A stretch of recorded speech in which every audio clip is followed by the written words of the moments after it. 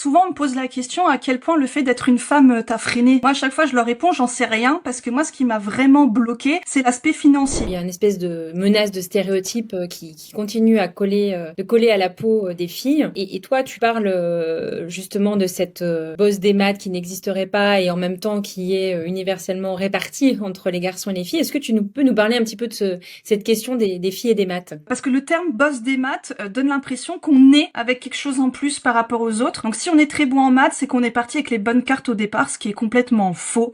Au départ, filles comme garçons peuvent réussir en maths. À la naissance, on a 10% de nos connexions neuronales qui sont faites. Et après, il y a 90% qui se construit au fil de notre vie, grâce à nos expériences, à nos rencontres, à toutes sortes d'événements. Et ce que tu disais sur les femmes, c'est qu'elles sont un peu contraintes soit à tomber, à ne pas faire de maths, soit à être exceptionnelles. On va leur citer Marie Curie, Sophie Germain. C'est vraiment des exemples exceptionnels. Donc les jeunes filles, on leur met une barre très haute. C'est les stéréotypes de genre. C'est la société patriarcale qui éduque les garçons d'une manière, les filles d'une autre manière. Ça aussi, il faut pas avoir peur de le dire, c'est que les enseignants donnent beaucoup de biais de stéréotypes de genre sans s'en rendre compte. Mais comme eux-mêmes, ils ont intégré des stéréotypes vraiment très forts, tout ça est véhiculé. Et en fait, on s'en rend compte que entre le CP et le CE1, c'est là que les écarts se creusent entre filles et garçons.